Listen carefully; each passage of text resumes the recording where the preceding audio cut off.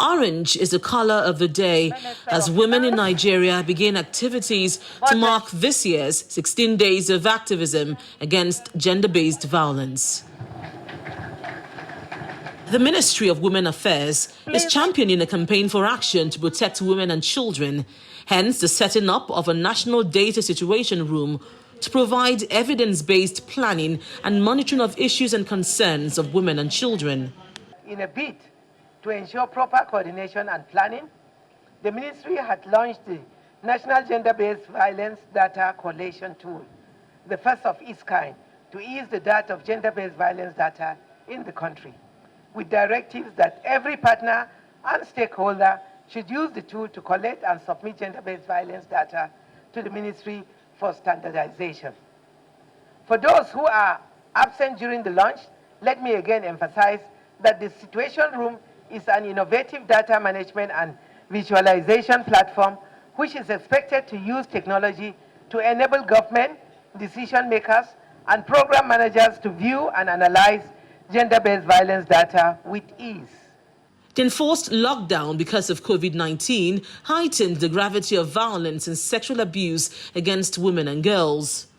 According to the Ministry of Women Affairs, 28% of Nigerian women between the ages of 25 and 29 have experienced some form of violence at one time or the other. This informed the setting up of an interministerial committee on the eradication of sexual and gender-based violence against women. Women must sit at the table and be co-creators of any strategic intervention that is aimed at supporting women generally, including women-owned businesses more specifically. It is not enough to simply have women in leadership positions. They must be given the support and the tools with which to succeed and to make a strong contribution.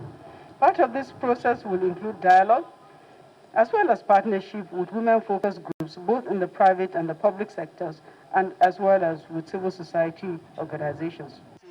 The Minister of Women Affairs also launched the He for She campaign, an advocacy which will bring men on board in the fight against gender-based violence. Meanwhile, the campaign against gender-based violence has been taken to female secondary school students in Niger State amid reports of rising cases of the menace in the state.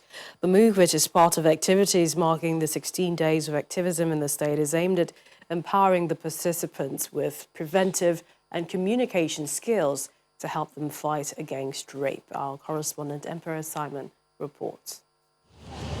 Aged 11 to 15 years, these girls are drawn from over 15 schools across the state. They are mostly susceptible to gender violence and rape. In 2019, at least 400 cases of rape were reported to the Rayua Sexual and Reproductive Center in Minna, and most of them involved teenagers and adolescents. There is fear the figure may have doubled in 2020.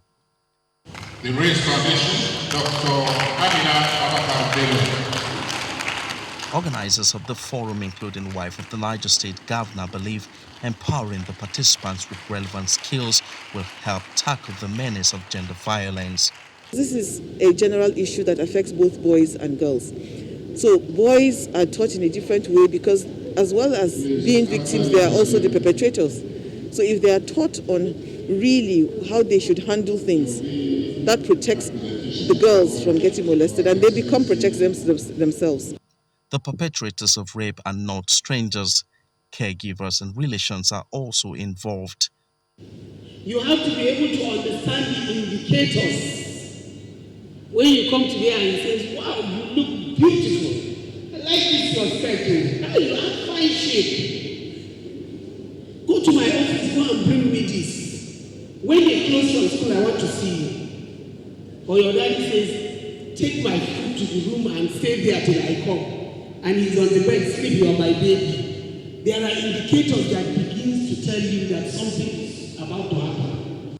Beyond the training, the participants believe their parents have a role to play, just as they urge security agencies to beef up surveillance in their communities. They should stop them from sitting down there in the evening.